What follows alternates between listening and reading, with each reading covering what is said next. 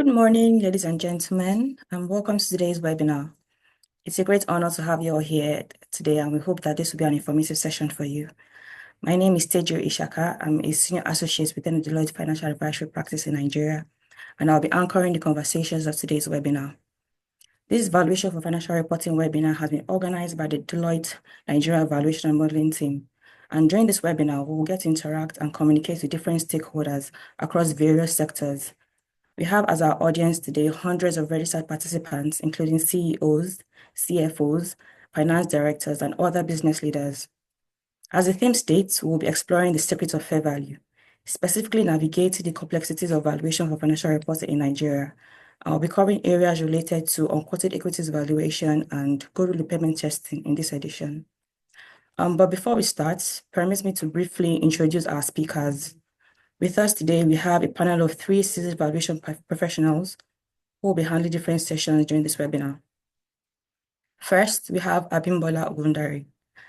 Abimbola is a partner and the West Africa Financial Advisory Leader at Deloitte with over 16 years of professional experience. Prior to joining Deloitte, she worked with the strategy and transactions practice of EY Nigeria and the deal advisory team of KPMG Nigeria, where she led engagements ranging from due diligence, transaction structuring, financial modeling, business case assessment, buy and sell side transaction advisory, valuations, and business planning. She also has 3 years experience in banking and capital markets prior to consulting. Abimbola holds a Bachelor of Science in Accounting from the University of Lagos, Nigeria, and an Executive Master of Business Administration from the London Business School. Abimbola is also a Fellow of the Association of Certified Chartered Accountants. We also have Sulaiman Ishola as one of our speakers for today. Sulaiman is a senior manager in the financial advisory practice of Deloitte Nigeria. He started his career at Dunlon Merrifield Advisory Partners, where he participated in debt and equity capital raising exercises, M&A transaction advisory, and corporate finance engagements across diverse industries in Nigeria. Sulaiman joined the Deloitte Nigeria Financial Advisory team in 2015, where he garnered experience in financial modeling, due diligence advisory, business valuations, and M&A buy and sell side advisory services, amongst others. In February 2020, he joined the valuations and modeling team of Deloitte South Africa for a 2-year stint where he worked with clients across Southern Africa, including South Africa, Malawi, Mozambique, Zambia, and Zimbabwe. He has advised several PE firms, conglomerates, and strategic financial investors on diverse transactions. Sulaiman is a CFA charter holder and a member of the Institute of Chartered Accountants of Nigeria. He also holds a Bachelor of Science in Accounting from Obafemi Awolowo University in Nigeria. And lastly, we have Obiaku Ogbonna as one of our speakers. Obiaku is an experienced senior associate within the financial advisory practice of Deloitte Nigeria, and she holds a Bachelor of Business Administration degree in accounting. She is a seasoned valuation and financial modeling professional with solid foundation in valuation and modeling techniques, allowing her to deliver insightful valuations and financial models for a diverse range of assets and companies. Her expertise spans across various industries, such as financial services, consumer goods, energy and resources, presenting her with a unique ability to address industry-specific challenges and opportunities. Prior to joining Deloitte, she worked with FMDQ Securities Exchange Limited, where she was responsible for the surveillance of fixed income, foreign exchange, and the derivatives market. I'd also like to give a few housekeeping rules before we start the session. This webinar has a chat section, so please do not hesitate to drop your comments and your reactions in there. If you have any questions, please utilize the Q&A section. I will attend to them at the appropriate time. Now, I'll yield the floor to Abimbola, who will be giving the welcome address and giving us a brief introduction to Valuation for Financial Reporting. Abimbola, over to you, please. Thank you very much, Tejiri, and welcome to all our esteemed business leaders and attendees. We are very pleased to have you at the first Valuation for Financial Reporting webinar. Very happy to introduce this critical topic. It's essential for businesses to navigate today's evolving financial landscape. We'll all agree that proper valuation is the foundation for reliable financial reporting. It informs our decisions, it helps us drive growth. In this webinar, we'll explore valuation techniques, methodologies, best practice for this critical function. Our expert speakers will share insights on topics such as fair value measurement, unquoted equity valuation, and impairment testing, providing practical guidance and real-life scenarios to enhance our appreciation of the core valuation principles. We'll delve into valuation practice and applications, ensuring compliance with financial reporting standards. So whether you're a business leader or a finance professional, this webinar is designed to provide you with tangible value. Looking forward to your active participation, and hopefully we give you very good value for the next hour that you spend with us. I'd like to move into the introduction to valuation for financial reporting, and we'll talk very briefly about fair value measurement. Now, what is fair value measurement? Very simply, it's the rational, unbiased estimate of an asset or liability that needs to be put in the books for financial reporting purposes. And if we focus a little on fair value as a derivative of assets and liabilities, and not as an entity-specific measurement, then we can say really what needs to be true for fair value measurement, the market-based measure, to come up at the appropriate value in our books. Now, fair value has to be in an orderly transaction, which means that the transaction happens in the principal market for that asset or liability. If not the principal market, the most advantageous market. And we'll talk a little bit about what that means following this. It has to happen between market participants. These market participants are independent of each other. We assume that they are knowledgeable about the asset or liability that is being valued. And we assume that they are willing and able to transact. And there must be a measurement date. So the measurement date is at what dates you put this in your financials. For all of us, we have reporting dates. We have cutoff dates. For a lot of people, it's 31st of December, just for simplicity. For others, it's, it could be a date within the year. But the valuation has to be as at a specific date. Now, those are fundamentals around fair value measurement. We'll move on and just talk about the framework. So the framework for fair value measurement is really centered around IFRS 13. Now, IFRS 13 applies when another IFRS requires or permits fair value measurements or disclosures about fair value measurements. You'll find that across the different measures that we have, there are instances where fair value is a ceiling, for instance, with fair value for IAS 36, which is impairment of assets. There are various measures that you must consider.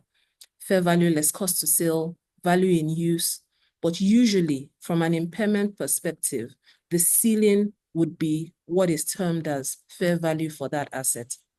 But for IAS 16, for instance, which is PPE, a lot of market participants would look at their PPE and report it at amortized cost. So in that case, fair value is an option and not a ceiling. In all of these, it's important to understand how fair value impacts the way that we report in line with the frameworks that have been given. And the last point that I'd like to discuss is around the fair value hierarchy. Now, in order to ensure consistency and comparability across reporting for myriad companies, myriad dates, you need to make sure that whatever is measured has a framework that can be compared across levels and is as consistent as possible. There is the level 1 hierarchy, which relates to unadjusted quoted prices in active markets.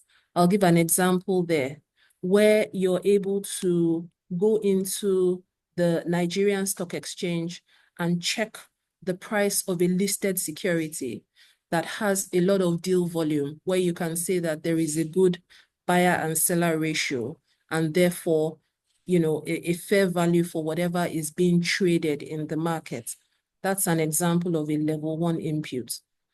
Now, going down would be a level 2 input. And these are inputs where the quoted prices included in level 1 are observable either directly or indirectly. An example of that may be a dealer quote for a non-liquid security, where the dealer is willing and able to close the transaction. However, the observability of that price may have to be indirect. And for level 3, it's where you have unobservable inputs. This, for example, could be a vendor quote that you're not able to corroborate with any market activity or transaction. However, it's an indication of value. It's just not easy to corroborate, right? I'll leave us with these basic principles around fair value, and we'll move into more detailed conversations around specific areas. I'll invite the next speaker to take us deeper into the conversation. Thank you.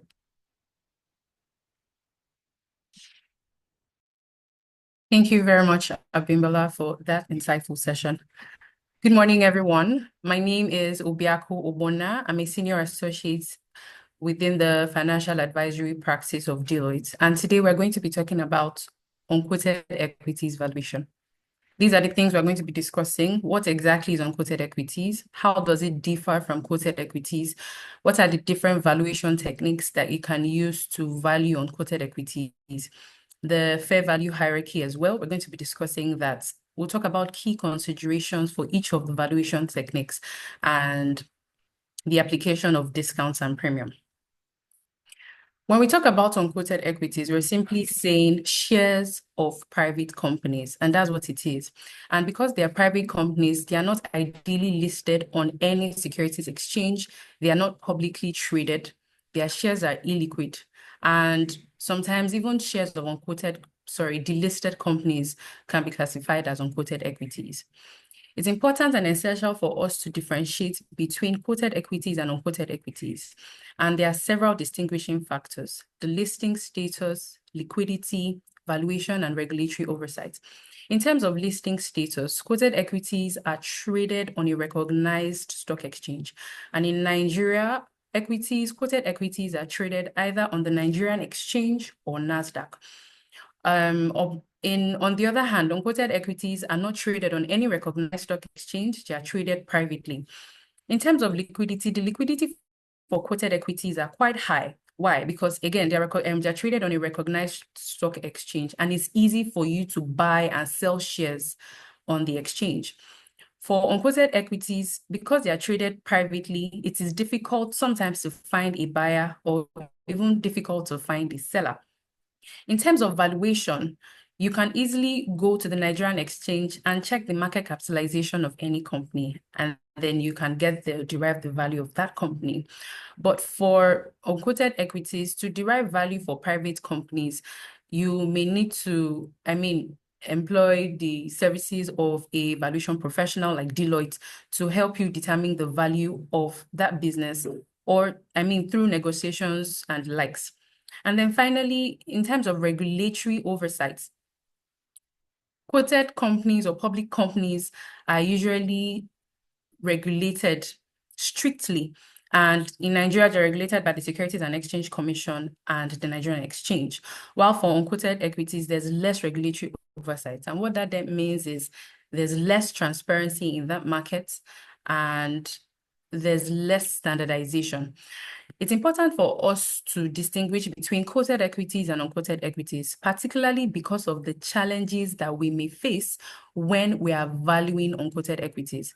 Now, you've seen that quoted equities, the information is publicly available. For unquoted equities, the information is not available. So we lack market data when we are valuing the company. And then there are different accounting treatments as well. So that also poses a problem.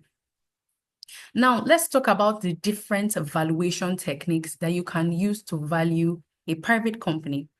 There are 3 widely used valuation techniques. the income approach, the market approach, and the asset approach. The income approach, you determine the value of a company by discounting the future cash flow of that company into the present value. And that's how you get the value of a company. And so if they ask you, if someone comes to you and say, I have financial projections for my business, I want to determine the value. Is it possible? You tell the person yes. Why? Because they have future cash flows. And what you just need to do is discount those future cash flows into present value to determine the value of the company as at today. And then the market approach says, I can determine the value of a company by looking at similar companies with similar fundamentals in terms of geographical location, the industry, and similar size. So once you have some of these fundamentals, it is easy for you to determine the value of a company. And the last approach is the asset approach. And the asset approach says, I can determine the value of a company by looking at its net assets. So the underlying assets nets all its liabilities. And this approach is typically used when it comes to liquidation. Now, the question I want to ask you is, does IFRS 13 prioritize any of these valuation techniques above the other? And the question or the answer, I beg your pardon, is no. IFRS 13 does not prioritize any of the valuation techniques above the other. What is very important for you is understand the circumstance, right, around the valuation and the availability of information. If there's information available, then it may be better for you to use one approach than the other. I'll give you an example. If the future or financial projections are not available, it is almost impossible for you to use the income approach. And so that's why we say it depends on the circumstance and the information that is available for you to determine the approach to use. Next slide, please. Now we're going to be breaking down the fair value hierarchy. The fair value hierarchy classifies the different inputs that we use in the valuation techniques into 3 levels. What are these inputs? The inputs are the information that market participants will use to make their pricing decision. And some of these inputs are revenue growth, profitability factors, liquidity statistics, volatility factors. Those are the inputs into the valuation techniques. So they've classified it based on 3 levels, level 1, level 2, level 3. And Abimbola has given us a high-level summary of what each of those levels mean or entail. So when you want to value a company, the first question you need to ask yourself is there a quoted price in an active market for an identical asset? And Abimbola gave us an example of the price of a company on the Nigerian exchange. So the question is there a quoted price? Is it an active market? And is it an identical asset? If the answer to the 3 questions is yes, then it's a level 1 input. And we're going to use this level 1 input. You're not making any adjustments to it. If the answer to one of these questions is no, then you have to default to a level 2 input. How does a level 2 input differ from a level 1 input? Level 1 input means there's probably a quoted price in an active market, but not an identical asset or a similar asset. Another difference is it's a quoted price, but in an inactive market. If it's in an inactive market, then you will default to level 2. Now, the question is, if it's not a quoted price, if it's not an active market or an inactive market, if there's no similar asset for it, what do you do? If the answer to it is no, then you default to level 3. And level 3 is unobservable inputs. What are observable inputs? What are unobservable inputs? Observable inputs are publicly available information. Unobservable inputs are entity-specific information. And so if you were to value a public company, you would ideally default to level 1 because they are quoted prices in active markets and they are identical assets. But if we were to value a private company, right, you would either default to level 2 or level 1, depending on the valuation technique. Like I said, there's no priority is given to the valuation technique. What you need to do at every point in time is maximize observable inputs and minimize unobservable inputs.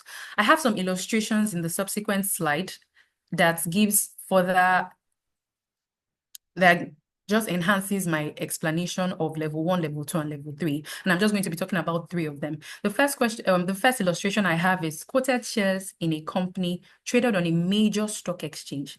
The two things that tell you that you're level 1 is quoted companies and a recognized stock exchange, right? So that means it's in an active market. And so we would ideally default to level 1. The second one I want to talk about is the third one, which is bonds traded on an active market with quoted prices but infrequent recent transactions. So valuation uses quoted price adjusted for observable market trends in the past 2 weeks. So the two things you need to consider here is you have quoted prices, but it is in an inactive market. If it was in an active market, then we would have defaulted to level 1. But because it is in an inactive market, we default to level 2. The third one I'm going to be talking about is the very last one, which is internal forecast of cash flows from intangible assets. Now we've seen internal forecast. Remember that I said level 1 is entity specific, right? And they are unobservable inputs. So you automatically default to level 3. The reason why IFRS 13 has categorized these inputs into different levels, as Abimbola said, is for consistency and for comparability. We would ideally place a greater reliance on level 1 because it's the most reliable evidence of fair value. And so if you're going to be using level 3 inputs, what you just need to do is ensure that you make appropriate disclosures in the financial statements. Next slide. Now, let's talk about key considerations when using any of the different approaches, and we're going to start with the income approach. Remember, I said that the income approach, the key input here is the future projections, which is the financial information that has been provided to you. So what you need to do is there are key components in arriving at your discounted cash flow: the revenue, the OPEX, taxes, CAPEX, and your net working capital. It is not enough for you to go to a company's financial statements and then lift the line items directly to make your computation. There are several normalization adjustments that need to be made. And so that's why it's important for you to use, if you have an audited financial report, you request for the breakdown of some of these line items. We're requesting for the breakdown of some of these line items because we want to adjust for one-off items, non-recurring items, temporary items, and non-cash items as well. So in some instances, when we're doing valuation review, we've figured out or we've seen where companies are only adding back depreciation and amortization and maybe interest expense to the profits before tax in arriving or to use in their DCF computation. And they have not considered things like sale of assets, so gain or loss on sale of or disposal of assets. They've not considered revaluation gain. Those are non-cash items, and they do not reflect the future earnings of the business and need to be considered and adjusted when computing your DCF. Another thing is categorization of cash flow. So we have the free cash flow to equity and the free cash flow to firm. For the free cash flow to equity, it is the cash flow available to equity holders. And free cash flow to firm is the cash flow available to both equity holders and debt holders. Depending on the company that you're valuing, you would place or give more reliance to free cash flow to equity or free cash flow to firm. But it's important to understand the nature of the business, the capital structure of the business, and the industry that the business is operating in for you to determine which is more appropriate at the time. Accounting income versus cash flow is almost similar to what I've said. It's important for you to identify non-cash items like depreciation, amortization, revaluation, gains on revaluation, impairments when doing your DCF computation and adjust for it appropriately. Assessing prospective financial information is very, very critical. And we know that most times when people are presenting, most companies, when they are doing their projections, most times they are overly optimistic. And when you're reviewing the projections vis-a-vis the historical information that has been provided, you see significant differences. So when you're assessing the prospective financial information of companies, it's important for you to analyze the historical trend. The projections that they have prepared, how does it compare to historical trend? How does it compare with what the peers are doing at the moment, right? And sometimes it's important for you to ask questions and probe. I noticed that your revenue growth for your average revenue growth historically is 10%, but I see that you're projecting to grow at an average of 50%. What are the drivers? Sometimes management may be planning to expand, or they may be planning to add additional products. So it's important for you to know the drivers of their projections so that you know whether to make certain adjustments. Compare it with what peers are doing to check for reasonability. It's also important sometimes you can check to compare budget versus actual to know whether they've been able to meet budget in the past, to also assess the reasonability of the financial statements. It's also important for you to conduct arithmetical accuracy just to make sure that you're using the accurate figures. The operating assets and non-operating assets. Now, the DCF computation ideally focuses on uses cash flows from operating assets and the cash flows from non. So it's important for you to also consider it because that's like an additional value to the company. I'll give you an example. So let's look at this manufacturing company as well. So a manufacturing company that produces tomato paste, right? The manufacturing company that produces tomato paste.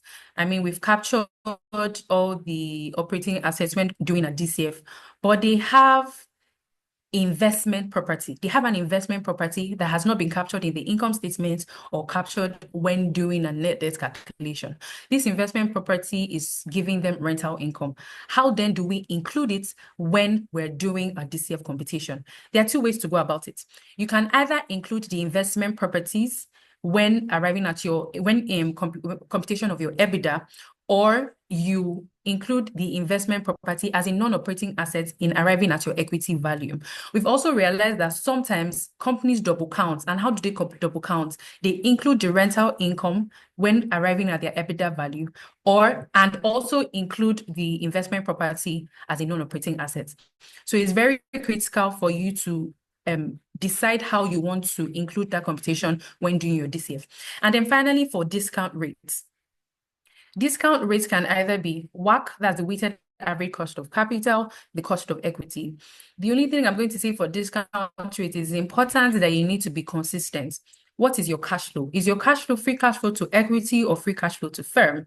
If it's free cash flow to equity, it's important for you to use a consistent discount rate, and that would be the cost of equity as well. If it's a free cash flow to firm cash flow you're using, it's important for you to use the weighted average cost of capital.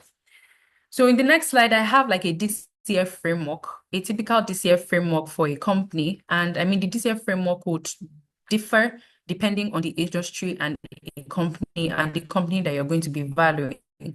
And so we have the EBITDA. We've talked about how to normalize the EBITDA. The tax that we use in a DCF computation ideally should be the marginal tax rate, which is the statutory tax rate. We've also seen where companies are using the effective tax rates to compute, and sometimes we need to make certain adjustments. And then the CAPEX and the net working capital is also very critical for you to make adjustments for. CAPEX, I mean, the company is planning to operate into the foreseeable future. And so the assets are what is helping the business generate revenue. In this instance of a manufacturing company that produces tomato paste. So imagine a company that has projected revenues of revenue growth of 50%, and the historical is 10%. And the company has told us that they plan to expand or plan to add additional products, right? That expansion should also reflect in the CAPEX. So the question you need to ask is the expansion, have they considered additional investments in CAPEX? If they've not considered additional investments, it's important for you to ask questions, right? And sometimes it may be important for you to make certain adjustments to it. Thank you. So next, we're going to be talking about key considerations in market approach.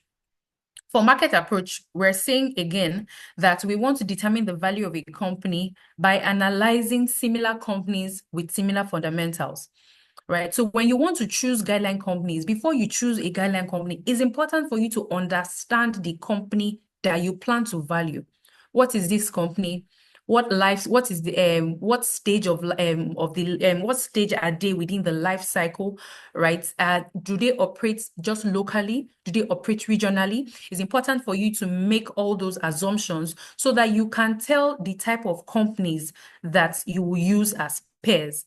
It's also important to know where you're getting the information from. Sometimes you can get the information from financial reports. You can go to Nigerian Exchange. Nigerian Exchange typically publishes financial reports of public companies.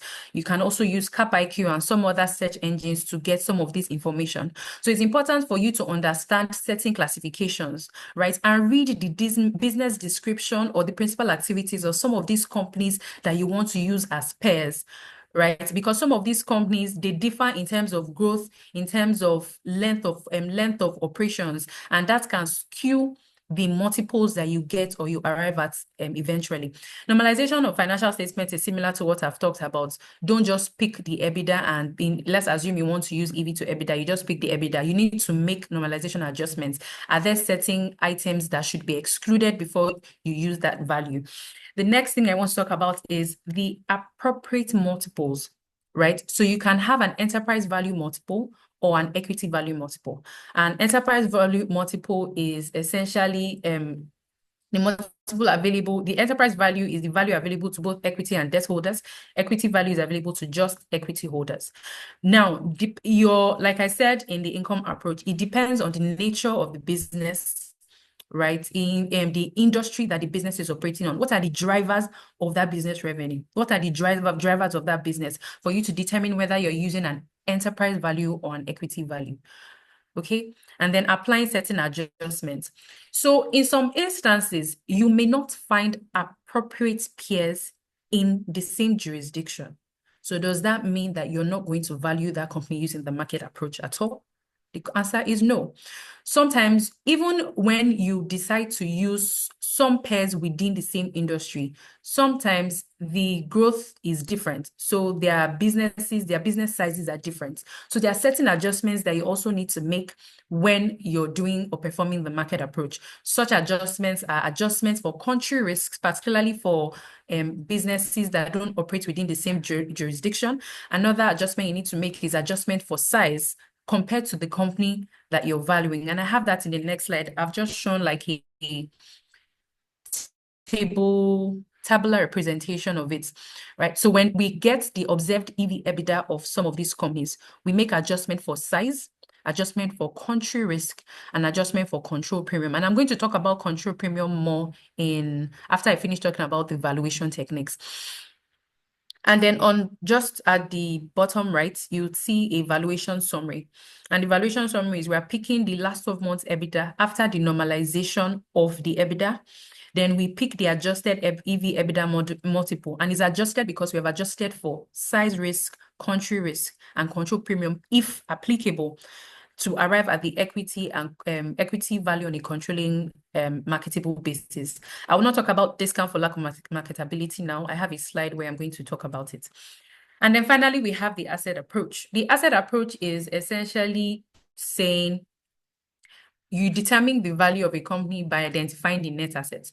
If we are going to use the net assets, we need to make sure that, again, there are no non-cash items there are no non-cash items. And one of the non-cash items that we typically find that is very obvious is adjustments for provisions. Please, we can just move to the next slide. So I'll do the illustration directly. Adjustment for provisions. So imagine performing a valuation for, next slide, please. Imagine performing a valuation for a microfinance bank, right? Where they've made provisions for lost loans. If you're going to be using the assets, no, please, there's an illustration for, thank you.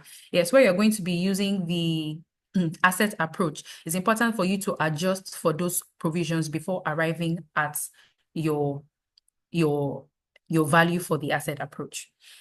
Thank you. So there are three key considerations that you also need to look out for. Next slide. That you also need to look out for when performing valuation for private companies. And depending on the approach that you're going to use, you need to consider some of these things. Control premium discount for lack of control, and discount for lack of marketability. I'll start with discount for lack of marketability. Remember when I gave the major differences between quoted companies and unquoted companies? I mentioned that in terms of liquidity, quoted companies are highly liquid. Why? Because it's easy to sell and buy the shares. For unquoted companies, they are less liquid because they are traded privately and it's difficult for you to get a buyer and a seller. So ordinarily, when you're performing evaluation for a private company, you already have to account for discount for lack of marketability. And discount for lack of marketability is saying that you should give me a discount for the difficulty in it is to buy or sell the shares. Okay. And then when it comes to control premium and discount for lack of control, if you're performing the income approach or you're performing the market approach, there are different ways to look at it. I'll start with the income approach. The income approach is already on a majority basis. It's already on a majority basis. And so if you're valuing a private company and you're valuing a majority stake, so let's say you're valuing 70% or 80% of that company, there's no need for you to apply control premium again because the income approach is already on a majority basis. If you're valuing a 2% stake or a 5% stake, you then need to adjust for a discount for lack of control. Control premium is saying I'll pay a premium on the value because of the ability to control what is happening in that business. Discount for lack of control is saying that you should give me a discount because I'm not able to control the things that are going on in the business. For the market approach is a bit different. Market approach, the shares that are quoted on the exchange are already on a minority basis. It's already on a minority basis. And so if you're valuing a company that is a minority, if you're valuing a private company, let's say on a 10% stake, a 2% stake, a 5% stake, right? It's already on a minority basis. So there's no need to adjust for control premium. But if you're valuing a company that is on a majority basis, that's a 70%, 70%, 80%, then you need to adjust for control premium. And there are two ways to adjust for it. If you remember the market approach, you can adjust for it when you're adjusting for your multiples, or you can adjust for it directly in the valuation when you're arriving at your valuation summary. Okay, so in conclusion, when doing or performing valuation for unquoted equities, it is very important for you to apply certain discounts. You need to understand what the business does, right? You need to understand the industry that the business is operating in. It's important for you to normalize their financial statements, and it's important for you to apply certain discounts where applicable. And these are these control premium, the lack of discount for lack of control, discount for lack of marketability are the inputs that go into the valuation techniques when you're performing the valuation. Thank you very much. So now I'll hand over to Sulaiman Ishola. Sulaiman Ishola will be talking about goodwill impairments. Over to you, Sulaiman. Thank you.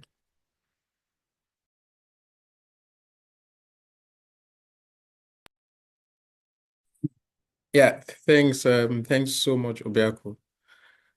Okay, and it's good to be here discussing with participants on goodwill impairment assessment.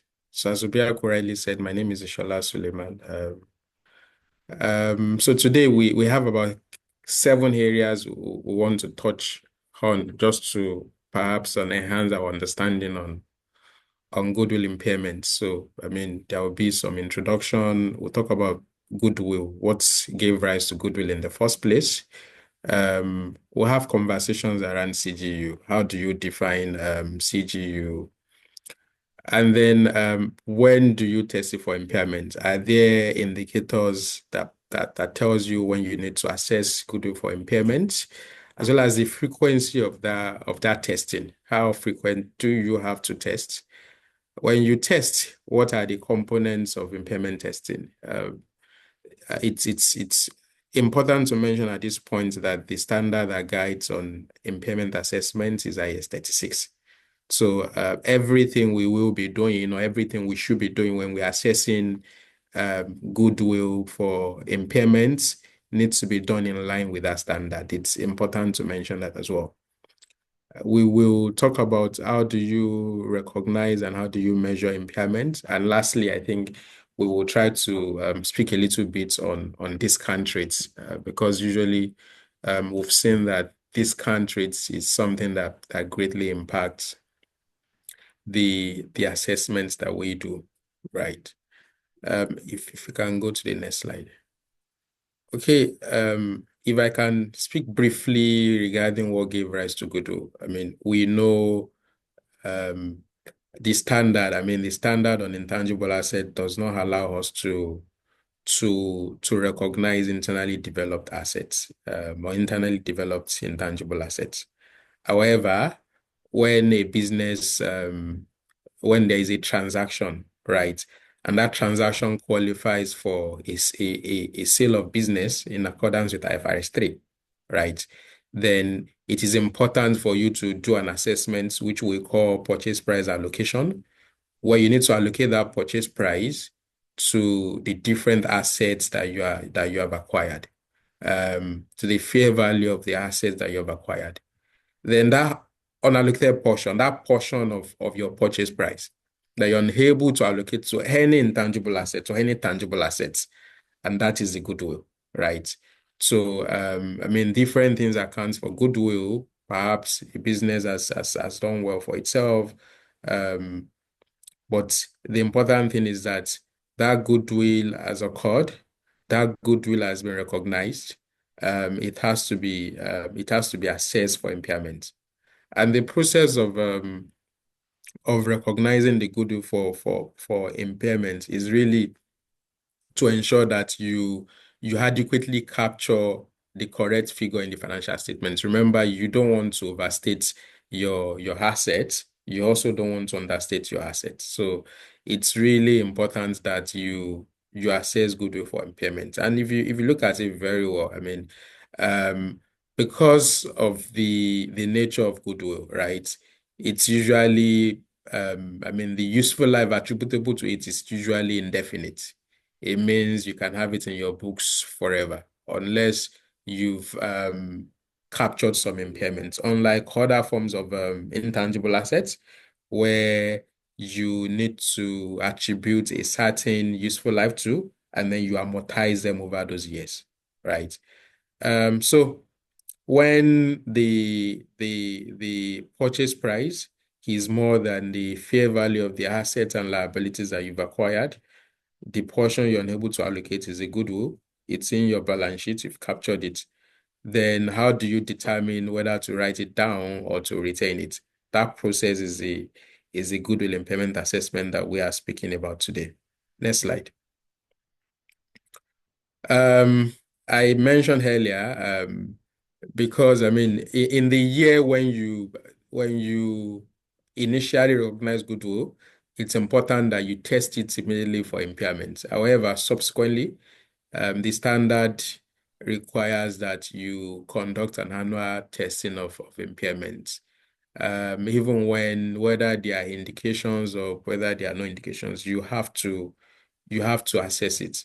So while IS 36 is the major standard that guides goodwill impairment assessment, but because of some of the provisions or some of the requirements of the standard, which relates to fair value or fair value in some assets, then it's critical to also understand the provisions of IFRS 13, which Obiaku has done well discussing some of the elements. So largely, in assessing assets for impairment or in assessing goodwill for impairment, the two key standards that guide us is IFRS 13 and then IS 36. Next slide. Right. When you recognize goodwill in the first place, it's important to understand what portion of the business accounts for that goodwill. And that portion of is what we call a CGU, is largely the smallest identifiable group of assets that generate cash flows that are independent of the cash flows from other assets. So for you to be able to know what's giving rise to the goodwill, you need to see what are the assets that work together independent of other assets that give rise to goodwill. And that group of assets is what we tagged as a CGU. And when you recognize goodwill initially and you allocate it to that CGU, in doing your assessment subsequently, then you need to ensure that you are testing at that CGU level. And in some cases, the whole business can be a CGU where remember, the cash flows from that group of assets must be independent of the cash flows from other group. So if it's quite difficult to separate some assets away from other assets, then you can really see the entire business as a CGU. And in that case, you allocate the full goodwill to that CGU. And in doing the assessment, you also assess at that level, right? So testing assets for impairment for which recovery amount cannot be determined individually. It's important for you to know CGU just to aid the way you test it, right? And then when you define your CGU properly, it also allows you to know at what level are you really testing the assets for impairment. Okay. Now, let's talk about how or some key areas that are important when you are assessing goodwill for impairment, or when you're talking about goodwill. As I mentioned earlier, goodwill is only recognized when there is a business combination. So when there is a business combination, you need to look at the provisions of IFRS 3, assess whether it qualifies as an asset sale or as a business sale. If that applies, then you need to apply the purchase method, right? Where you need to do a purchase price allocation as I mentioned earlier, right? And remember, because it's a business combination that has happened, you only recognize the goodwill and present it in the buyer's group financial statement, in the buyer's consolidated financial statements, right? I mean, there are guidelines around how you do that, but remember, I mean, you won't do it in the buyer's separate financial statement, for instance, right? That's not allowed. The third point is, you present goodwill in both the consolidated financial statement, right? And then you also show it in the separate financial statement when there is a minority acquisition. So, I mean, if there is if you have acquired a minority stake for disclosure purposes, if there was a goodwill on acquisition, they have to be disclosed as well. Especially in the separate financial statement. It's important that you allocate goodwill to an appropriate CGU on the acquisition date. That's very important. There has to be some allocation. Remember, I mentioned there has to be there has to be a CGU properly defined, and when you define that CGU, then you need to allocate the goodwill to that CGU. You test for goodwill impairment every year. It's important. In fact, you might do it much more than once in the year when there is an acquisition, because the standard requires you, after you've recognized that goodwill, you need to test it for impairment immediately as well. So if there is an impairment for goodwill in a CGU, right?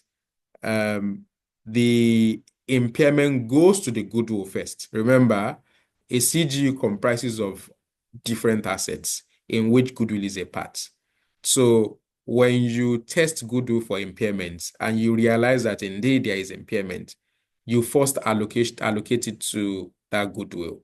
When you allocate to goodwill, then the excess can then be allocated to the other assets on a pro rata basis, based on the guideline from the standard. And when you impair, when you test an asset for impairment and it has impaired, you don't reverse impairment. So my statistics, as I typically say, it's a one-side assessment. You test it if it's below or if it's more. I mean, we'll get into it, and not in the two ways. So if you recognize a goodwill in prior year, and then in subsequent year you realize that the value has gone up again, you can't reverse a previously recognized goodwill impairments, especially with regards to IFRS. I'm sure, I think for those that reports outside Nigeria, US GAAP might permit reversal, but not permitted under IFRS. Okay. Now, again, you assess or you identify goodwill when there's a business combination under IFRS.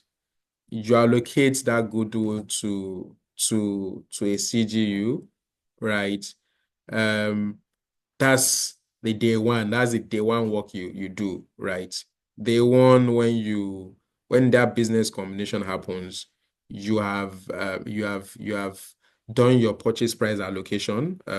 Perhaps maybe in subsequent editions of the webinar, we will discuss purchase price allocation and some intangible assets in the subsequent editions. But for this edition, day one, you allocate goodwill to the CGU.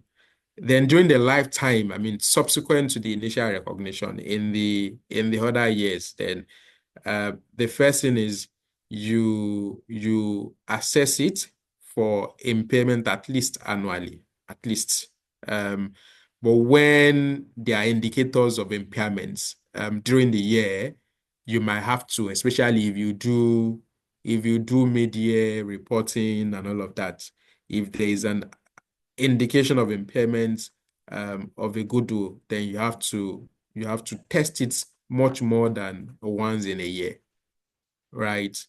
Then when you test for impairment and there is an impairment, then you impair the goodwill, you reduce the balance of the goodwill that you have in your books, right? And I mean, the more the goodwill gets impaired, at some point you realize that you are fully write down the goodwill, and then there's nothing else in the books as goodwill, right? And it's always critical, because why we need to ensure that we accurately perform impairments of goodwill is because of the impact it has on the book. Because it's non-monetary, right? So if you have huge goodwill, that should indeed have been written down. If you don't do this accurately and as correctly as possible, what that means is you might be overstating your assets in your books, right?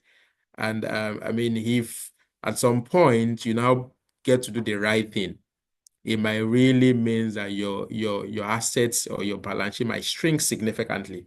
I mean, what you could have been writing down, say little by little, you might need to take the hit once in a year. And because again, you need to debit your expenses and then credit the assets in the goodwill. So it might really hit your P&L as well. So the ask is that we ensure that we test it as frequently as possible, and then we ensure that we get the right figure in the books. Next slide. I mentioned earlier that when you test, or when the ask is, we do it at least once a year, but when there are some indications that tells you that goodwill might have been impaired, then you need to test it for impairment. And what are those indicators? There are quite a number of them, and the standard has graciously separated them or classified them into two. We have those that are internal to us. When you see those indicators, you need to immediately test your goodwill for impairment. And they are interesting, I mean, because they are easy to identify, right? You operate in a business, especially for us in Nigeria at this time, where we're operating in an interesting macro environment. Cost of capital is at an all-time high. it's really an indicator of impairment because it means that your discount rate is going to go up. The value of those assets might go down, and it means they might really be below whatever the carrying amount is. So increase in cost of capital is an indicator, right? The interest rate environment as well is also an indicator. But I mean, that's external. But for you, you might really see what your cost of capital is, right? And there's a change in business model or the plan or the way you manage the business. You've decided to restructure the business, or you've decided to discontinue operations of the CGU.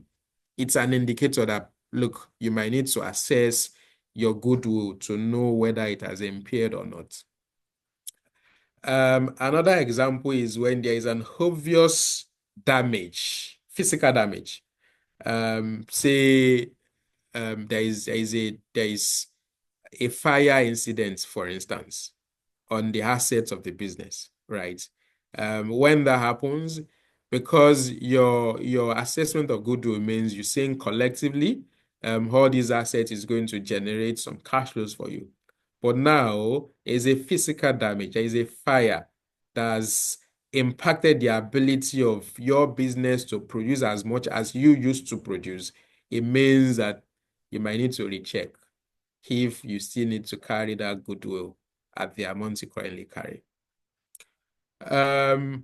When there's a change in the extent to which you can use an asset, before your machine can work for 20 hours in a day, well, now once you do 10 hours, it has to sort of rest. As an indicator of impairment, you need to assess it for impairment. Perhaps you can operate for 24 hours before, now you can barely do 4 hours. It is an indicator of impairment, and you need to ensure that you perform that impairment and be sure that you accurately capture the right figure in your balance sheet, right?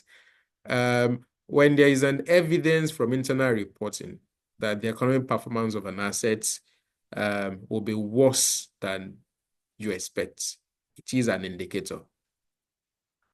So let's move to the external indicators.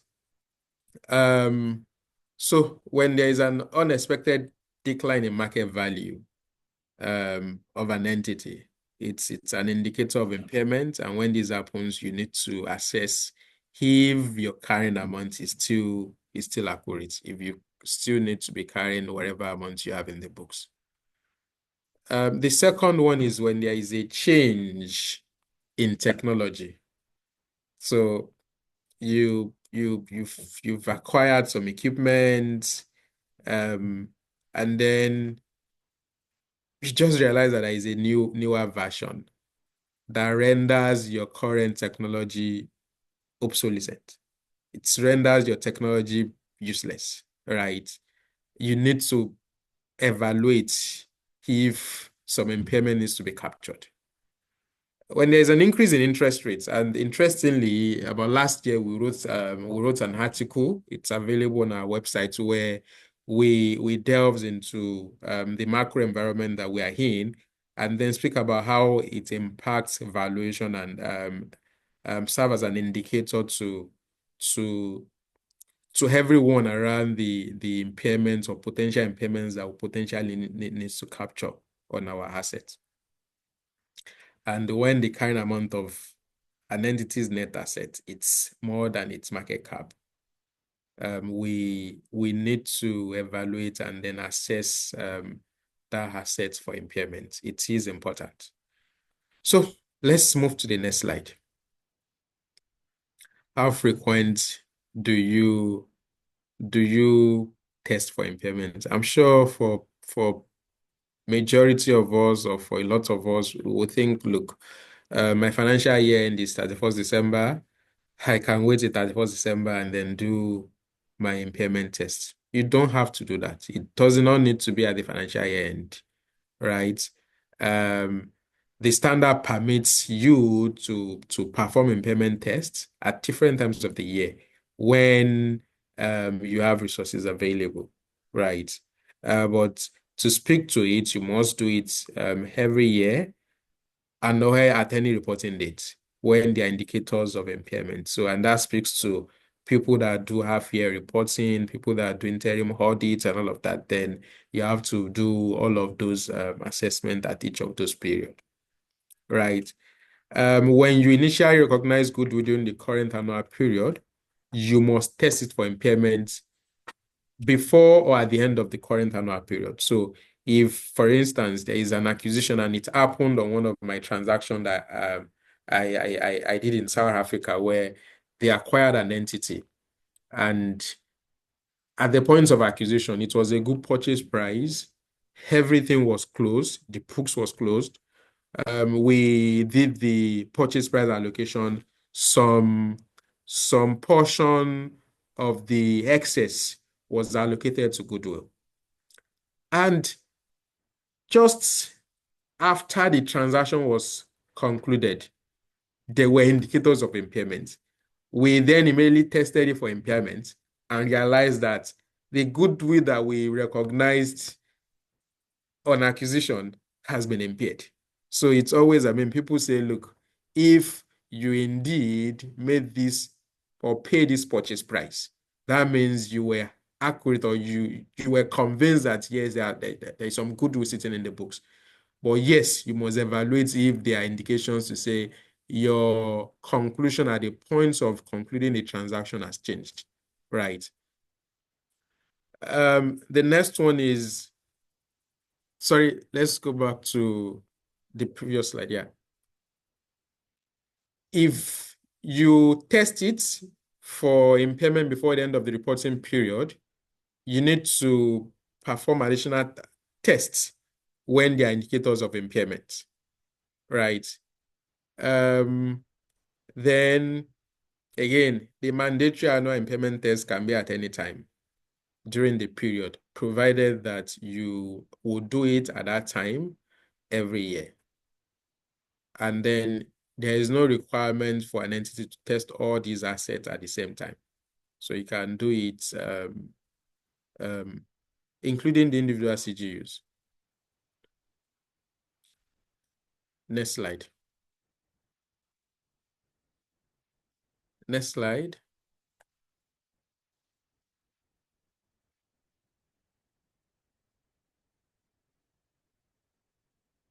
Okay. Now, we've heard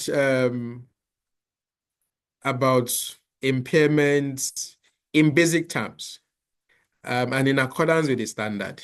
Impairment is simply, again, and to put it in simple terms,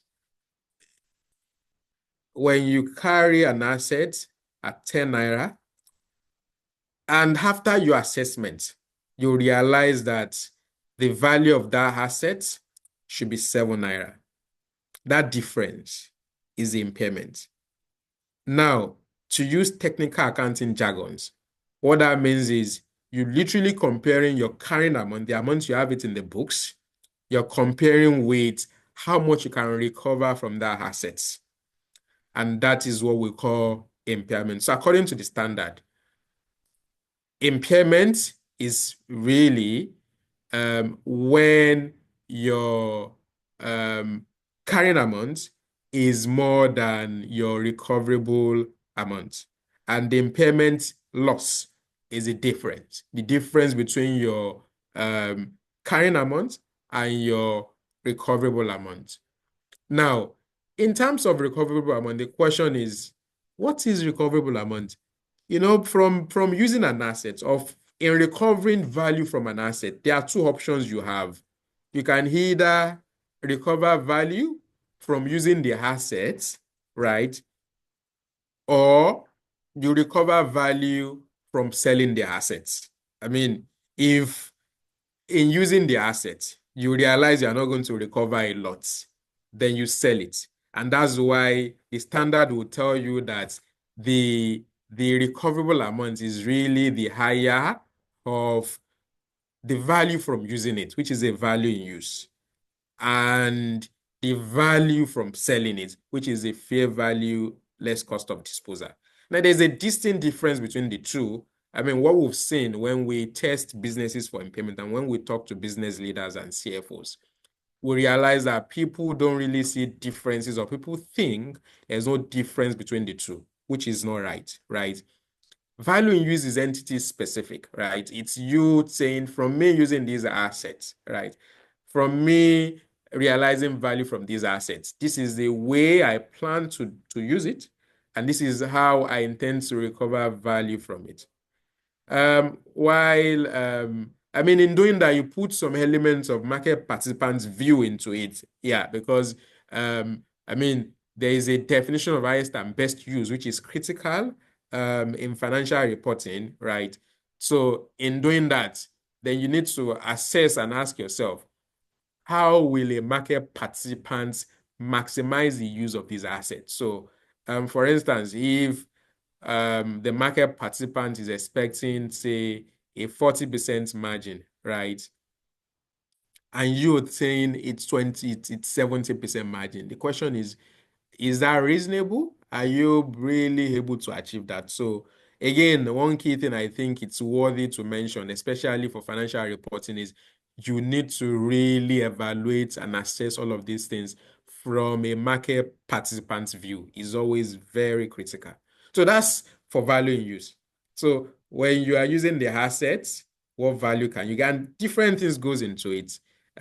Your estimation of your cash flows, the different variations in the timing and the use of the cash flows, the time value I mean, you now do your discounting, and you present value to today, and you need to ensure that you capture you capture your risk, the risk that is attributable to the cash flows in your discount rate when you are doing value in use. Another practical insight that I would like to give you when you're using value in use, especially when you are computing discount rate, is sometimes because of the nature of the entity, because perhaps for a group entity or a subsidiary that is able to access funding, right, through its group, through the parent entity, there has to be consideration for that when you're doing value in use, because indeed, from using the assets, from using this, from driving value from this business, you're able to access cheaper cost of funding compared to how a typical market participant will access funding, right? I mean, we'll get into it. You will see that one of the components of our discount rate is size. We give benefits to a subsidiary because of the fact that it operates within a group entity. So because of that ability to leverage on that group, then you can look at the size of that entity relative to the size of the entire group. So that's really important as well. Now, once you put that, the second thing is now your fair value less cost of disposal. Really, it's really the exit price, right? Can we go back to the previous slide, please? Your fair value less cost of disposal, it's really the exit price. How much can these assets be sold in a transaction, in an orderly transaction? And that goes back to all the conversations you've had earlier with Obiako, where she's told you whether you use level 1 inputs or you use level 2 or you use DCF based on unobservable inputs in level 3. What's critical is you're looking at it from how much you can derive from selling, and then you less your cost of disposal. Now, the higher of the two is your recoverable amount. And please know that the standard does not mandate you to do the two assessments, because indeed, once you do one and there is no impairment, the two cannot make you I mean, the second one cannot result in impairment. So you can assess it using value in use, and if you reasonably conclude that there is no impairment, then you don't have to then go ahead to do your fair value less cost of disposal. Another mistake that we've seen people make is that people think your discount for lack of marketability is your cost of disposal, is your disposal cost. Indeed, it is not, right? Your cost of disposal might be perhaps the cost of engaging an investment bank to close the deal or to help you in selling the business. It might be for some assets, right? It might be the cost of transporting that asset to the market, right? So it can be different things. But again, remember, it has to be from a market participant's point of view. So that's quite important. Next slide. Now, again, when you're doing fair value less cost of disposal, remember I said earlier, this is now being guided by IFRS 13. You need to ensure that the way you assess that fair value is really in accordance with IFRS 13. And in doing that, remember, IFRS 13 gives credence to the highest and best use. How will you maximize value from these assets in the highest form? Right. So is it from the sale of the asset to a party that will use the asset in its highest and best use? Or are you able to use it internally to generate or to maximize value from the asset? And when we do this, we assume that it's a principal and most advantageous market where knowledgeable willing buyers and sellers are able to transact and are able to make sales, right, without any hindrance or interference. And then in terms of the valuation techniques, you can either use the income approach, the market approach, and the cost approach, right? Remember, as just to quickly remind us, the income approach is saying how much you derive from using these assets today. The market approach is saying it hinges on that principle of law of one price, where similar assets should sell for similar prices. So on that basis, what value will you put to these assets?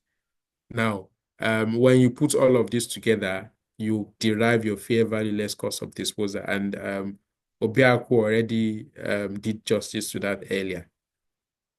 Next slide.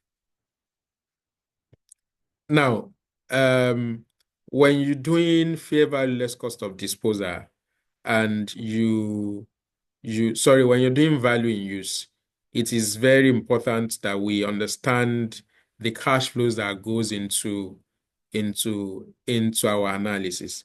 Maybe I think, can we move to the next slide and then I'll come back to this? I would like to really to tell us that your cash flows has to be backed by supportable assumptions, reasonable and supportive assumptions that you can rely on, assumptions that you can reference either history, reference with either history or peers, right? To say, I mean, we say if you've been able to achieve something before, you should be able to achieve it again, right? So you have to be able to support your assumptions with facts, right? And in terms of the specific requirements of IS 36, right? Your cash flows must represent the best estimate of the range of economic conditions that will exist over the remaining useful life of the assets. And it's always important. In fact, IS 36 requires that the forecast you are using for impairment has to be board approved, has to be approved by the senior leadership of the organization, right? And your cash flows should either be for 5 years or for over a period in which we are comfortable to project over. So if you're only able to project over 3 years comfortably, the standard says apply it. Then you take, I mean, if you are assessing an asset that has an indefinite use, then you need to value it into perpetuity. Then in that case, we get into what's the assumption of the growth rate that you then apply for your perpetuity calculation, or what some people will call the terminal value calculation. The cash flows has to be based on the most recent financial budget or forecast approved by management. And one thing that is critical, because you are looking at assessing the assets in its current condition.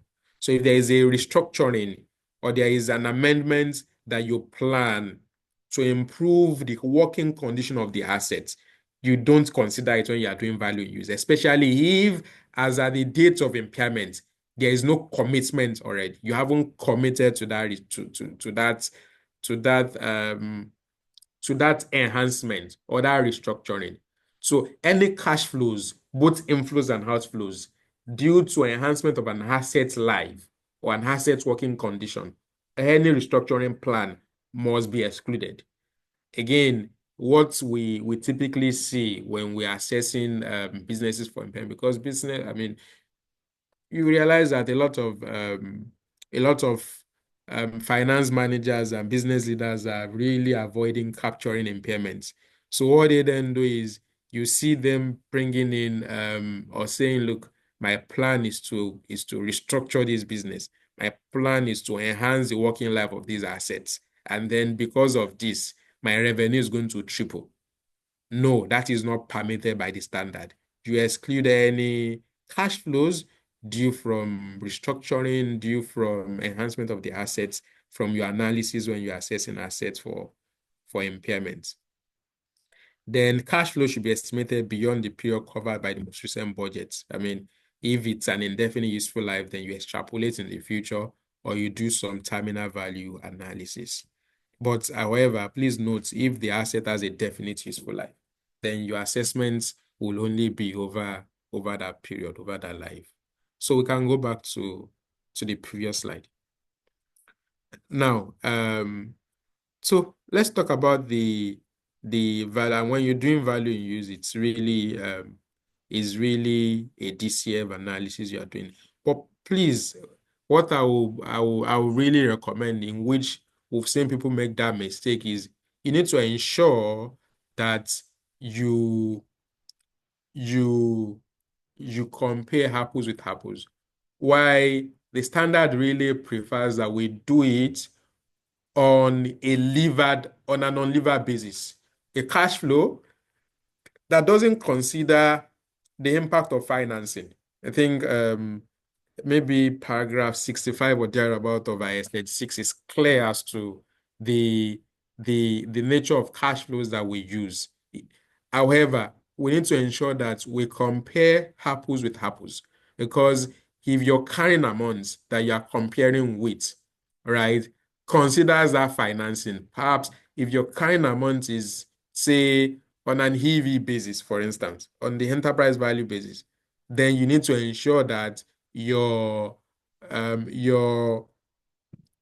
value in use is also computed on that basis, right? So that's always very, very critical. So it's important that we ensure what kind of amount are we going to be comparing with, and ensure that we analyze our value in use in that, I mean, with that understanding, if I can put it that way. So your forecast period I mentioned earlier, it's not cast in stone. Forecast over a period where you are comfortable and you feel it's reasonable for your analysis. Then over and beyond that period, you then apply a terminal period if the asset is going to be used into perpetuity. And in doing this, we typically apply the Gordon's growth formula, where you assume that up from this period into perpetuity, the business is going to grow at a constant rate. The question is, what growth rate? What's the growth rate?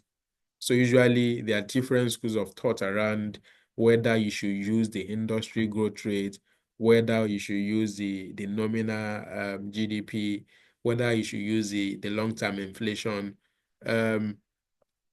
The main thing I would say we need to ensure is that the growth we are applying, let's ensure that it reflects the environment in which the asset operates, right? So if the asset operates in say Nigeria, let's see what's the industry expectation, how is the industry expected to grow into the future in Nigeria, and then ensure that that guides the growth rates that we then apply when we're assessing an asset for impairment. And if it's inflation we're applying, I mean, we all agree we're currently in a high inflation environment, so you can't apply the current inflation rate. It has to be a long-term inflation outlook or the long-term inflation expectation, if I can put it that way. Another thing I must mention is that we need to ensure that our assumption of growth rate is reflected in the capex. Because when you say a business is going to grow at some rate, then you need to ensure that your capex is adequate to meet up with that growth. Because if you don't make enough plan for capex to capture those growths or to invest in those growths, then you won't be doing an adequate assessment. Next slide.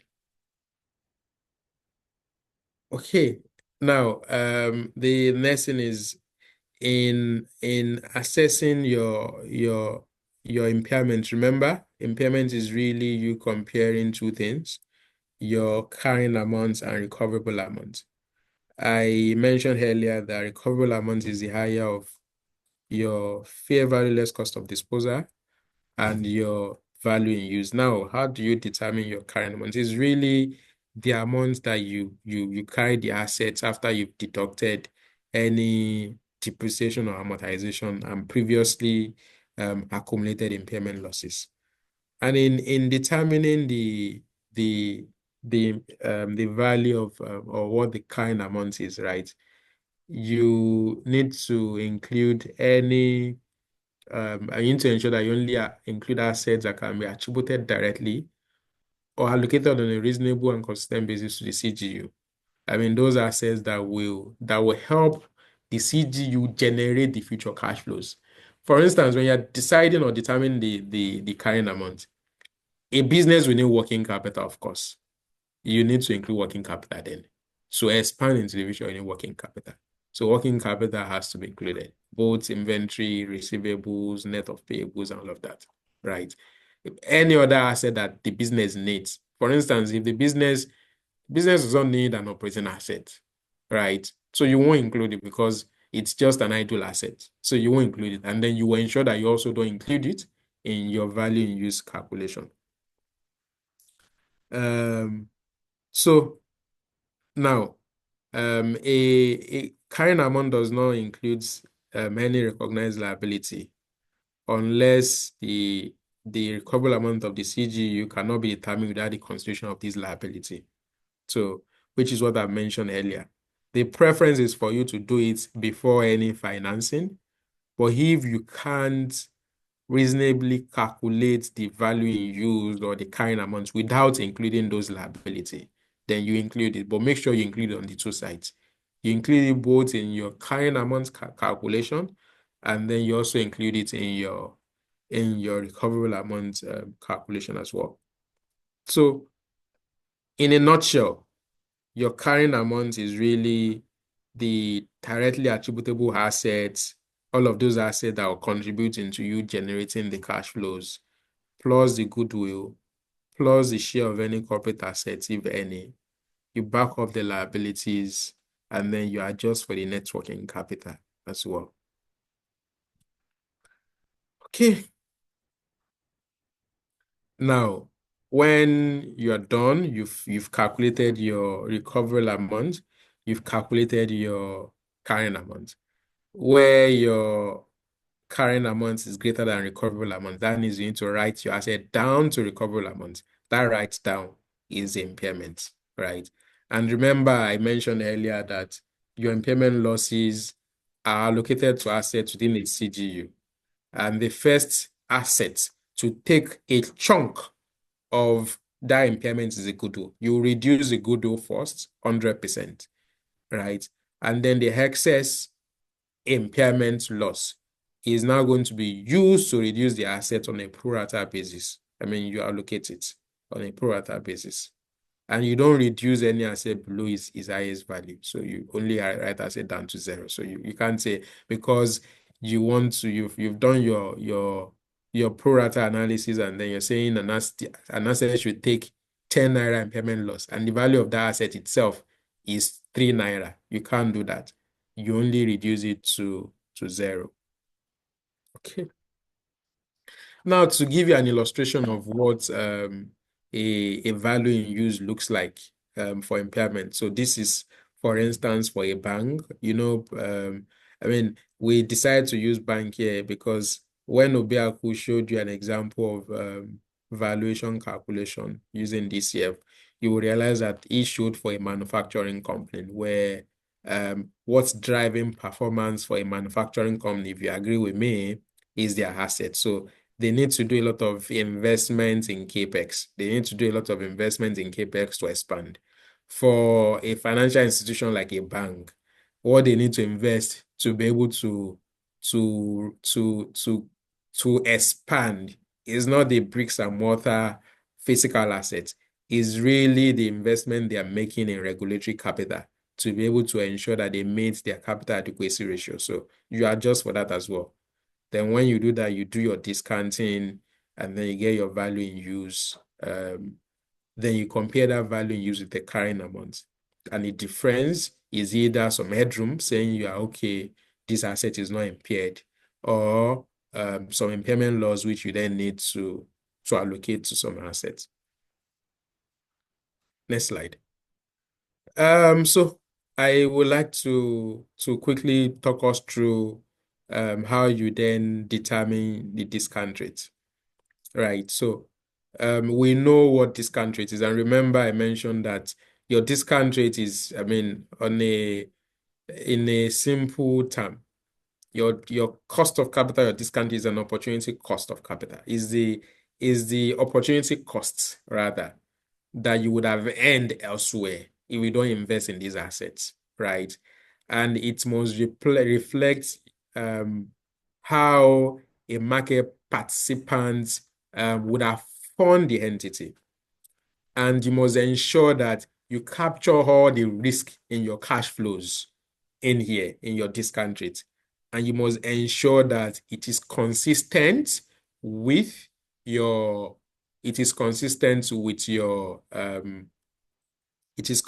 cash flows. As Obiak correctly mentioned, depending on the nature, depending on the circumstance, depending on the capital structure of the business, you can either use a free cash flow to equity or you use a free cash flow to firm, right?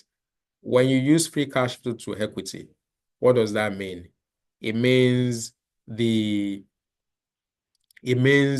you're only looking at cash flows that belong to the equity holders. In that case, the discount rate you need to use is your cost of equity. So if that is the case, you only stop at the cost of equity line on the table that we have here.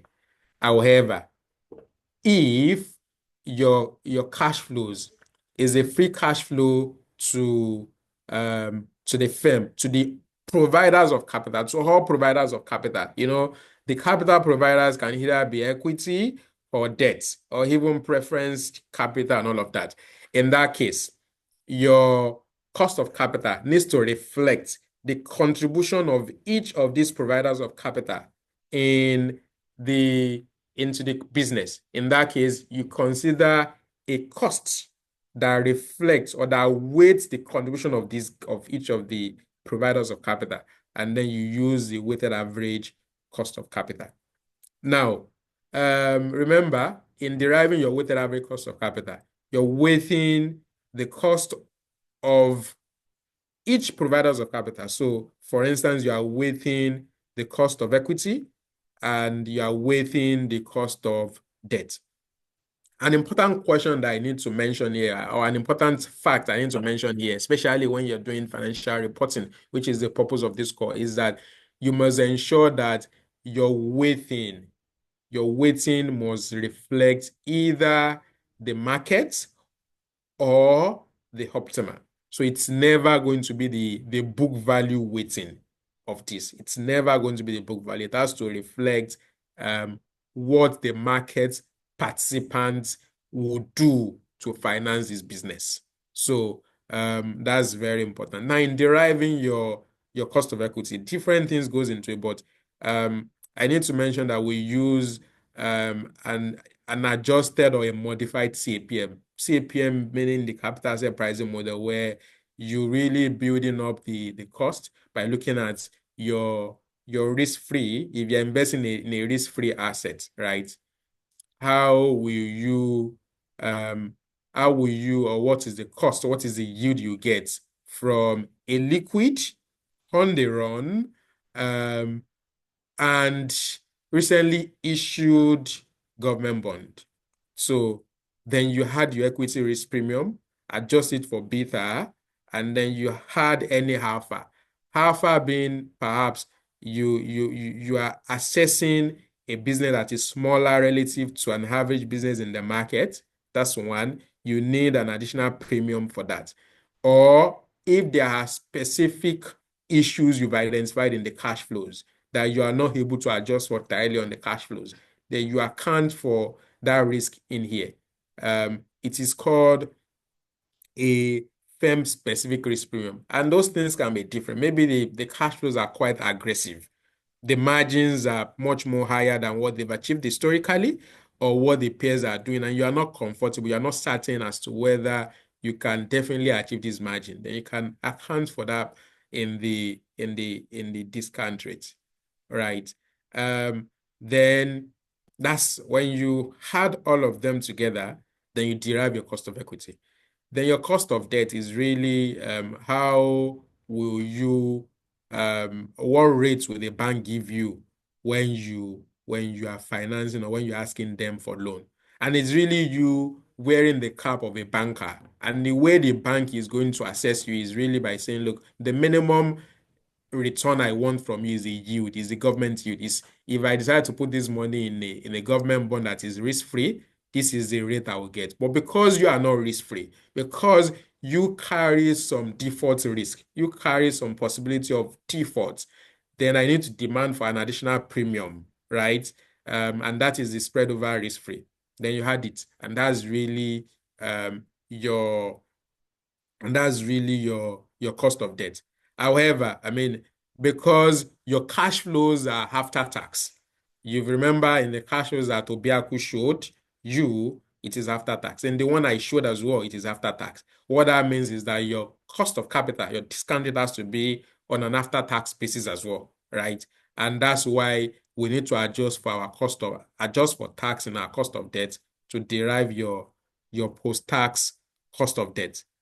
Cost of equity is also on a post-tax basis because, I mean, it's of equity risk premium that you are adding. It's the return on the market, the return of equities in the market, which is on an after-tax basis, right? So they are all on a post-tax basis. I think this is the last slide. Okay, so thank you. Thank you very much. We, at the end of the session, we will then go into questions and answers.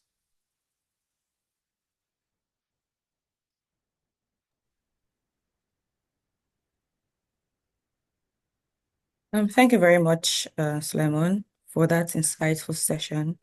Thank you, Obiaku. Obiaku took us on unquoted equities valuation, and that was also a very insightful session. And Abimbola took us on the introduction to fair value and how it applies to financial reporting. So now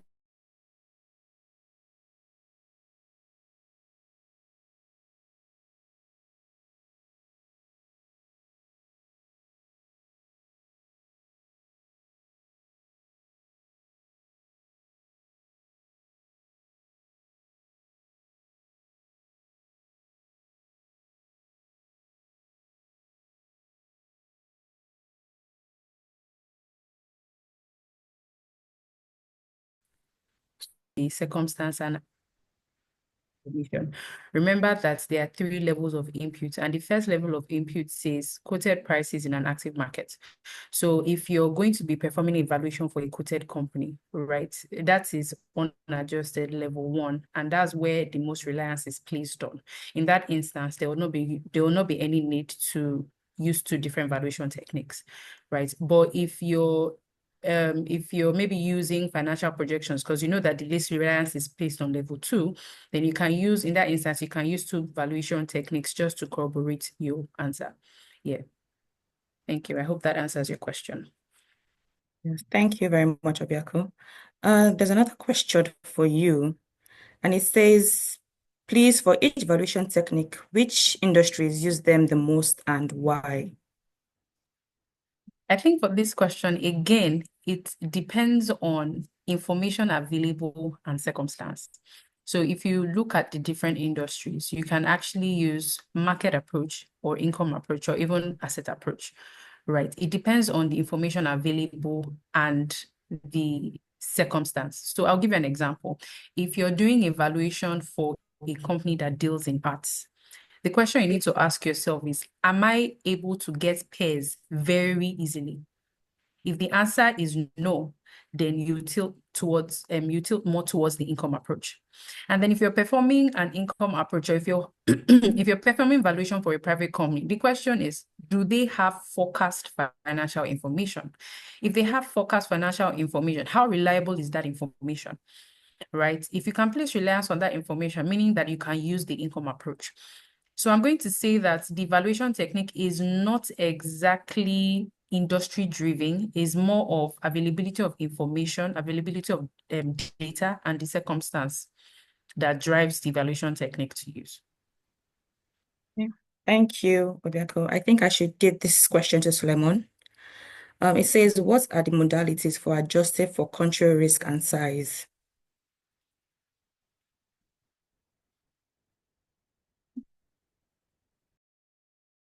Yeah, thanks, Obiako. So it's an interesting assessment that we do. I won't shy away from saying sometimes it can be subjective, but what we've been able to do is we've been able to put a model together which we use to adjust for country risk and size.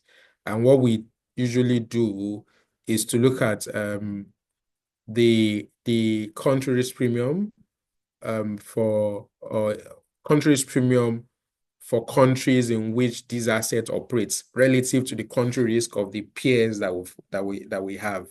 Then in the model that we've put together, it then tells you if you are not in that country, if you are not in that developed market, because the assets you are valuing operates in this environment, what adjustment do you need to make? So we've been able to do that.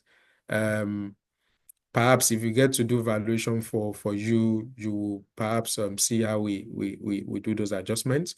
And the same thing goes for size, right? Is really saying what is the size risk premium that would have applied in valuing these assets, in valuing this business.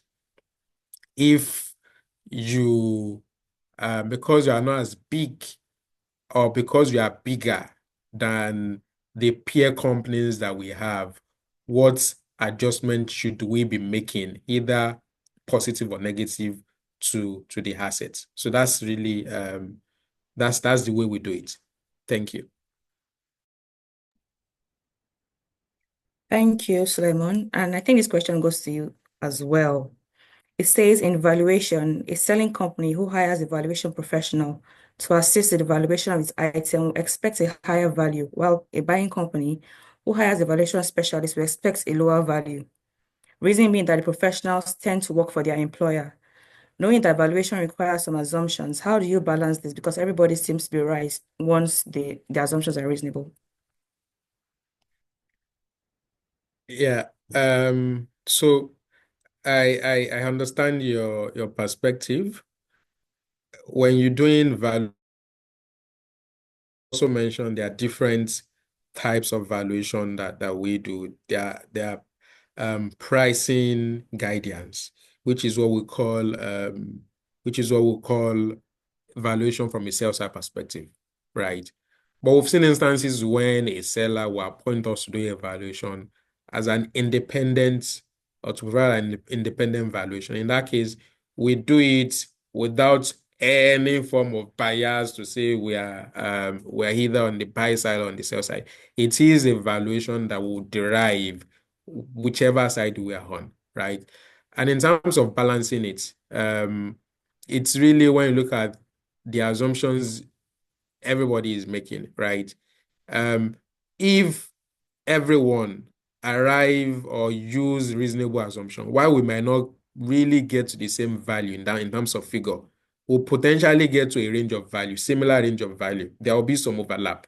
And that's why usually when you see valuation reports, you rarely see a report that says the value is XYZ. The report will perhaps tell you the value ranges between X and Y. And then where the transaction then close at is dependent on a lot of factors, including the negotiation power of each parties.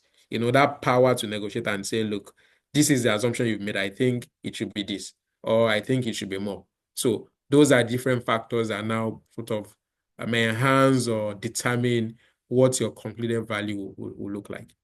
Thank you. Okay, thank you, Suleiman. We still have a couple of questions here. I think I'm going to look through them. Okay, I think I should ask this. In assessing the reasonability of prospective financial information by comparing that to peers, how do you navigate that given most of the companies you are dealing with are private companies, and in certain cases they are new and we don't have the benefit of leveraging prior projects Deloitte have worked on in the past? And I think there's another question here that might be linked to this that asks, when you're requesting for financial statements, how many years audited financial statements would be ideal? So I think these two questions go hand in hand, and I think Obiako should help us address these questions. Thank you. Thank you very much, Tijiri. In terms of financial statement, there's no set rule, but ideally, if you have 3 to 5 years historical information, is ideal to assist or to help you identify a historical trend. And then in terms of the financial statement provided, I mean, more reliability will be placed on audited financial statements as opposed to management accounts. So if you're able to get the audited financial statements, it is better for you than using management accounts. But in instances where audited financial statements are not available, then it's okay for you to use management accounts. I think that's the second question. The first question is, I mean, if you're going to be valuing a private company, I think the first thing is you need to have information of that company, because it's the information that you have that you use to value it. So the first idea is you have information available. I think the next question to now ask is, this information available, how sufficient is it? And with the information that I have, what valuation technique can I use, right? So we've also seen instances of, I mean, for startups, they may not even have historical information. And so we may be tilting more towards maybe financial projections and maybe using market approach. And so that's when your subjectivity now comes in to say, okay, if they don't have historical information, what should I place reliance on, right? I mean, you can also default to assessing the information that they've provided vis-a-vis the peers that are already available. But the starting point is you need to have you need to have some information about the company that you're valuing to start with. Thank you. Yeah, thank you, Obiako. There's another question. It says, just to confirm, I think this should be for Suleiman. Just to confirm, are you saying that if you acquire a minority interest, I have to present the goodwill in both the acquirer's separate financial statement and the consolidated financial statement?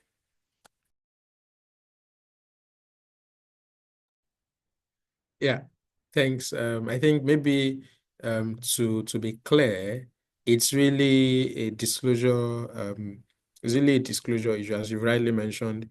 In a minority transaction, there is no consolidation happening, but it's a disclosure requirement to state if there is any goodwill if there's any form of goodwill on that piece of transaction, on that piece of stake that you've acquired.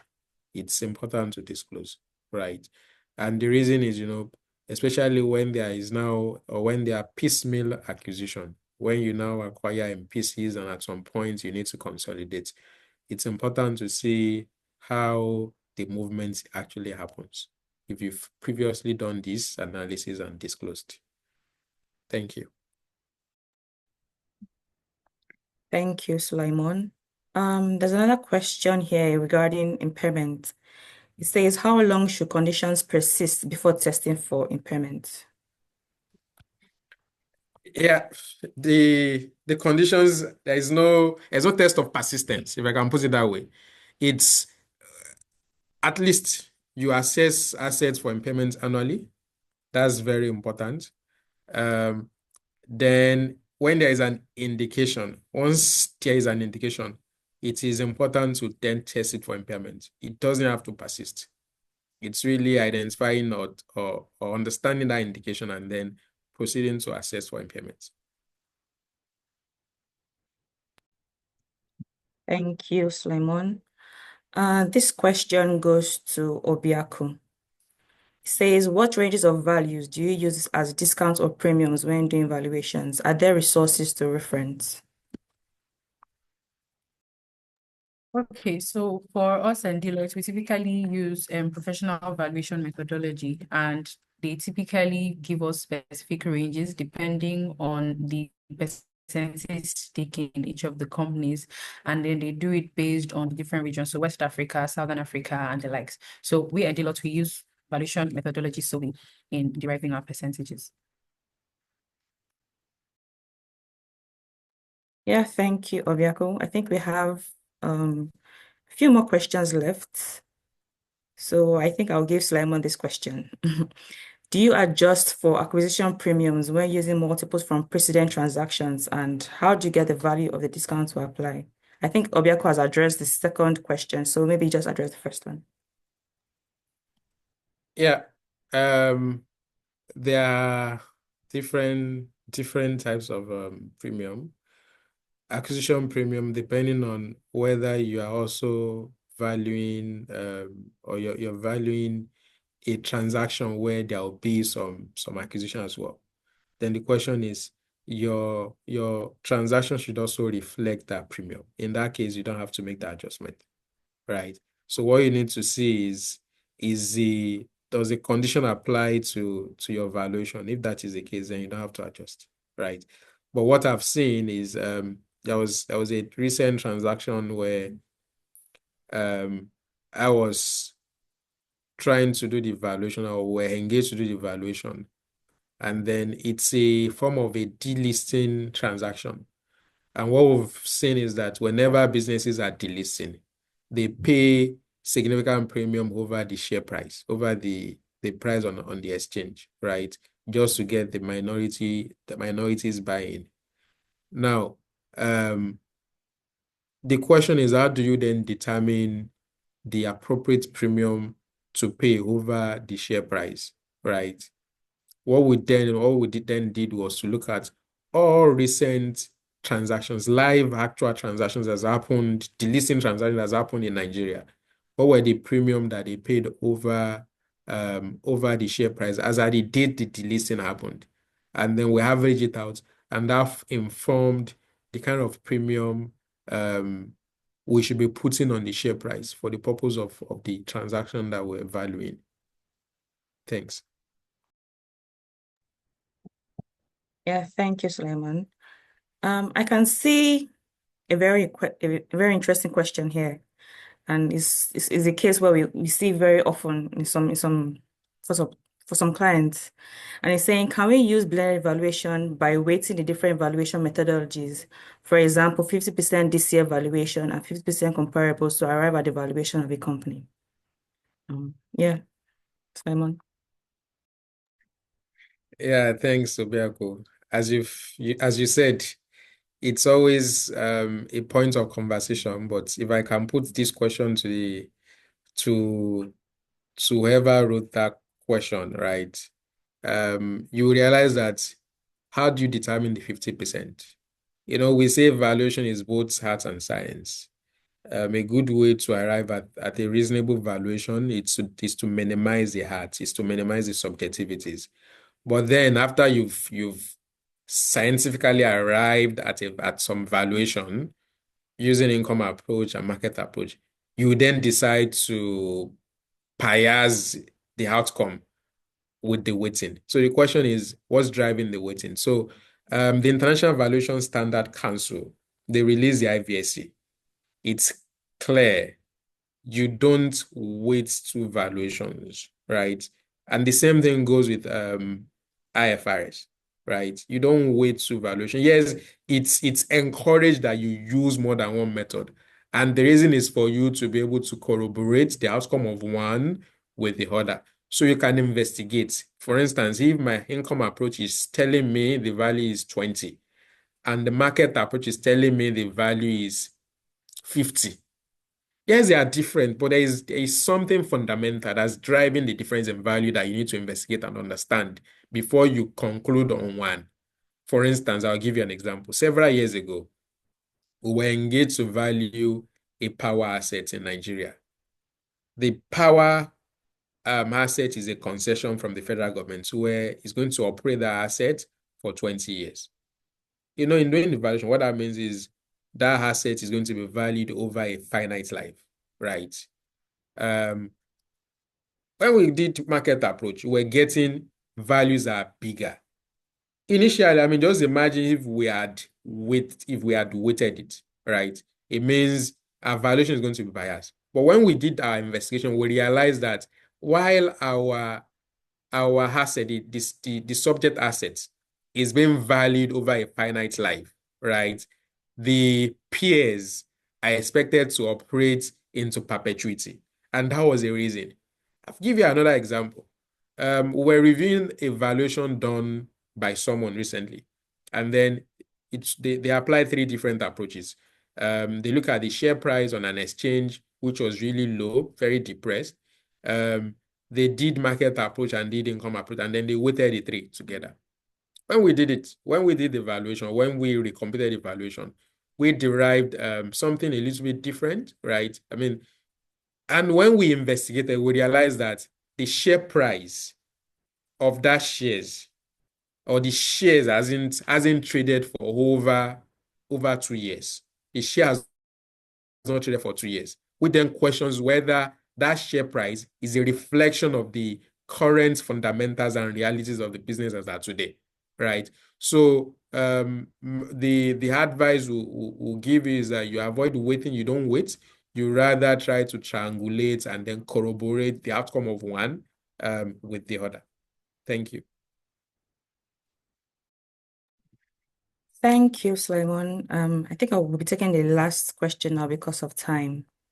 And the question says, how does country-specific risk affect multinational companies like Stallion Group, Nestle, etc., who do business in more than one country?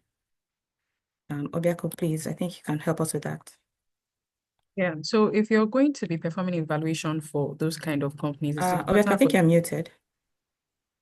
Oh, I'm speaking. Can you hear me? Go on. Can you hear me? Yeah, we can hear you. Okay, great. I said if you're performing evaluation for multinational companies or companies that operate across regions, it is important for you to consider the countries where they're operating and adjust for the country risk. And how do you adjust for the country risk? You adjust for the country risk vis-a-vis their profitability. So the profits that are generated from each region, you use it to weight the country risk. So yes, you need to consider all the countries that they operate in and then do a weighted average when computing your discount rate. Sorry. Thank you. Yeah, thank you. Thank you very much, Obiako. And now we've come to the end of the session. Thank you for your participation and your engagement. I'll be handing over now to Suleiman to give the closing remarks and the vote of thanks. Thank you. Yeah, thank you very much, everyone, for joining. It's been an interesting time having this conversation with each and every one of you. The Deloitte's valuation team is always here and ready to answer your questions. If you want to discuss anything related to valuation of businesses, valuation of unquoted assets, if you have issues valuing intangible assets, and we value all forms of intangible assets, We are always here to answer any questions or provide insights to guide you in conducting your valuation. So we also do fairness opinion. If you are trying to close a deal, a capital market deal, and you require an expert opinion in supporting the valuation and providing fair and reasonableness opinion.